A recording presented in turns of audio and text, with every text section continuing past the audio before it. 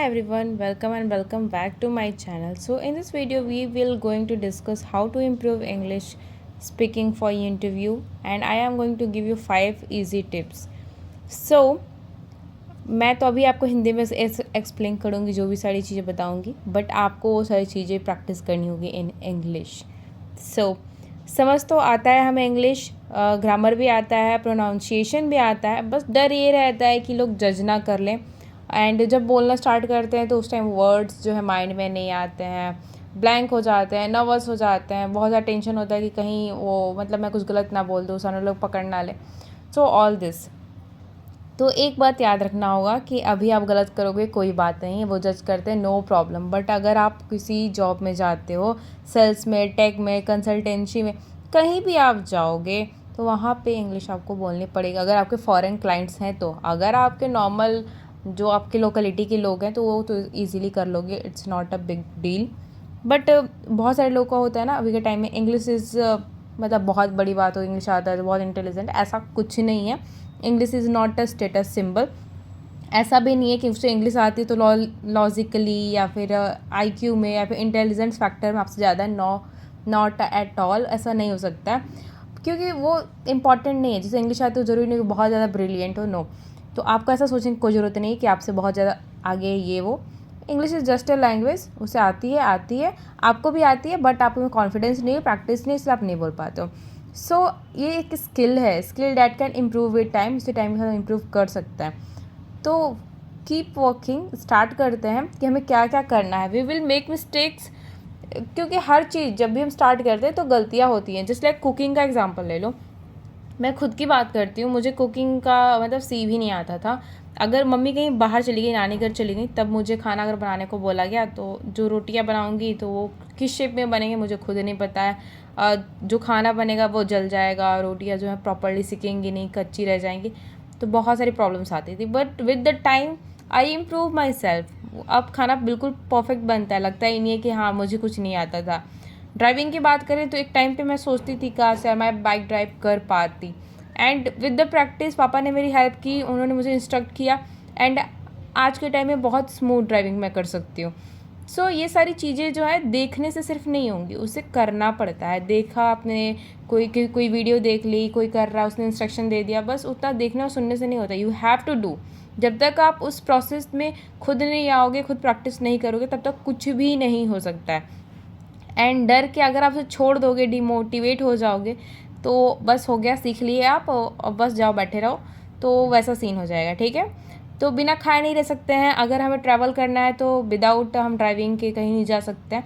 Public transport एक option है ही, but अगर बहुत ज़्यादा अर्जेंट हुआ तो इन सारे केसेस में क्या है कि हम अपने आप को क्या चाहते हैं, हम थोड़े से इंडिपेंडेंट हो, किसी पे डिपेंडेंट ना रहा है. मान लो किसी ने कुछ आपको दे दिया डॉक्यूमेंट्स, किस तरह के गवर्नमेंट से रिलेटेड हो, या फिर कुछ डॉक्यूमेंट्स हो गए वो जो हेल्थ के रिपोर्ट कार्ड्स हो, जस्ट लाइक मेडिकल के जो भी आपके टेस्ट कराएं वो रिपोर्ट्स हो, एंड इंग्लिश लिखी आपको समझ में नहीं आएगा, किसी और से पूछना पड़ेगा. तो इससे ज़्यादा एम्बेरसमेंट की कोई चीज़ नहीं हो सकती है. इसलिए आपको वो चीज़ें आनी चाहिए इन योर डेली लाइफ. तो अब उसे कैसे इम्प्रूव करेंगे इसके बारे में बात करते हैं. 30 डेज़ में इम्प्रूवमेंट आ सकता है. ओके. सो 3 से 4 डेज़ पहले आपको मतलब स्टार्टिंग है, आपको पहले कुछ चीज़ों को अपने आप में लाना होगा. जैसे 90 to 95% अगर आप लाना चाहते हो एग्ज़ाम टाइम में, तो आपको स्टार्टिंग से मेहनत करनी पड़ती है. बट जब एग्ज़ाम्स आ गए ना, एक नाइट पहले पढ़ लिया तो भी मतलब यार 60-70% तो आ ही जाएंगे. 50-70% लाना is not a big deal. 3 से 4 दिन पहले भी लोग पढ़ के ला लेते हैं. बट 90 to 95 लाने के लिए आपको स्टार्टिंग से मेहनत करनी पड़ती है. वैसा ही है, अगर आप इंग्लिश एक मंथ भी पहले पढ़ना स्टार्ट करते हो तो भी इंटरव्यू सिलेक्शन होगा. अगर कोई सालों से लगा है तो भी उसका होगा. बट आपको वो चीज़ आनी चाहिए एट एनी कॉस्ट. ये मैटर करता है. परफेक्शन तो टाइम के साथ ही आएगा, तो बाकी आप समझ जाओगे. सो आपको करनी क्या है कि एक 30 डेज़ का चैलेंज लेना है, जिसमें कि आप अपने आप से 20 से 25 मिनट डेली बातें करोगे इन इंग्लिश. खुद से बातें करो. आपको क्या करना है, वीडियोस से कुछ सीख लो. जस्ट लाइक कुछ हमने ट्रेंडिंग टॉपिक्स देखे हैं अभी के टाइम पे, जैसे वर्ल्ड कप का चल रहा है, साथ में अभी नीतीश कुमार का एक चल रहा था, जो उन्होंने पॉपुलेशन कंट्रोल पे बात कही थी। तो इन सारी चीज़ों को आपने जैसे सुन लिया, जो भी कुछ सीखा आपने, जो भी थॉट्स हैं आपके, उसे बस क्या करना है कि फ़ोन खोलना है, वॉइस रिकॉर्ड करना है एंड उसे अपने वॉइस में आप बोलो। फिर उसके बाद सुनो कि कहाँ कहाँ आपने प्रोनाउंसिएशन कहाँ गलत की है, क्या प्रॉब्लम्स आ रही है, वर्ड फॉर्मेशन कहाँ प्रॉब्लम आ रही है, क्या ग्रामेटिकल एरर्स है, उसे आपको रिकॉर्ड करना है इन इंग्लिश। अगर आप ऐसा करने लगोगे तो धीरे धीरे धीरे धीरे आपको खुद एक हैबिट बनने लगेगा। एक शीट लेना है जिस पे कि 1 से लेके 30 तक आपको लिखना है, डेट लिख लेना है एंड जिस दिन आप 20-25 मिनट अपना प्रैक्टिस कर लेते हो वहाँ पे बस टिक करते जाना है। दूसरा पॉइंट आपको ध्यान रखना है ये कि फैंसी वर्ड्स ज़्यादा यूज़ अभी नहीं करो स्टार्टिंग में। आपको बिल्कुल ईजी वर्ड्स से स्टार्ट करना है, बिल्कुल सिंपल वर्ड्स। क्यों एंड अगर आप कहीं बाहर रहते हो, जैसे लाइक हॉस्टल में रह रहे हो या फिर पीजी में रह रहे हो, एंड अगर आपके आसपास में जो एनआरआई स्टूडेंट्स होते हैं उनसे आप कम्युनिकेशन करो। बिकॉज नॉर्मली क्या होता है ना कि हमारे यहाँ जो लोकल के लोग होते हैं तो वो तो प्रॉपर हिंदी बोलेंगे या फिर जो जहाँ के भी वो वाली लैंग्वेज बोलेंगे, ठीक है, गुजराती, मराठी, कोई भी अपना लैंग्वेज हो वो वही बोलेंगे। बट अगर कोई एनआरआई जैसे लाइक कोई नाइजीरिया से आया है, वियतनाम से आया है या फिर श्रीलंका से ही आया हो, तो हमें वहाँ का लैंग्वेज नहीं आता ना, उन्हें यहाँ का लैंग्वेज आता है, तो they will prefer to be speak in English. तो आपको भी उनके साथ इंग्लिश बोलना पड़ेगा क्योंकि वो तो हिंदी में शिफ्ट इतनी जल्दी नहीं हो सकते हैं, उनको भी टाइम लगेगा सीखने में, but you have to shift in English, आपको इंग्लिश में शिफ्ट होना पड़ेगा। तो ऐसे करके थोड़ी बहुत चेंजेस आ सकती हैं।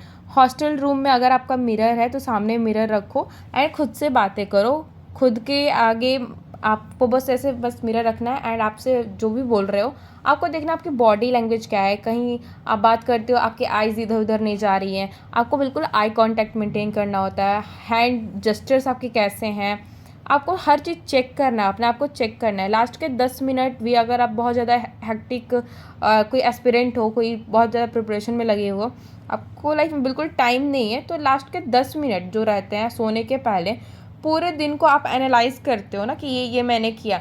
सो स्पीक इन इंग्लिश, जो चीज़ें भी आपने किया उसे आप बिल्कुल ऐसे बोलो कि कब जगे, कब ब्रश किया, कब क्या किया, कौन सा वर्कआउट किया, क्या क्या कंप्लीट किया, फैमिली से बात की नहीं की, इन सारी चीज़ों को you have to speak in English. इसे आप लिख के बोल के इसे आप कंप्लीट कर सकते हो। एंड कुछ और चीज़ें हैं, अगर आप और चाहते हो खुद को इम्प्रूव करना तो इंग्लिश के कुछ न्यू वर्ड्स जो वोकैबलरीज हैं उसे आप सीख सकते हो, उसे आप प्रेफर कर सकते हो। उसके लिए कुछ नहीं, अगर आप कोई एस्पिरेंट हो तो आप डेफिनेटली कोई ना कोई न्यूज़पेपर पढ़ते होगे, द हिंदू, इंडियन एक्सप्रेस, कुछ भी पढ़ते होगे, तो वहाँ से आपको न्यू वर्ड्स डेली मिलते रहेंगे। आप उसे इनकलकेट करो एंड ऐसा मान के चलो कि आज आपका डे 1 है 30 डेज चैलेंज का, इंग्लिश लर्निंग का डे 1 है, तो आज ही से आप स्टार्ट कर सकते हो। So guys, thanks for watching, love you all, bye bye, see you soon in next video and stay safe, stay happy.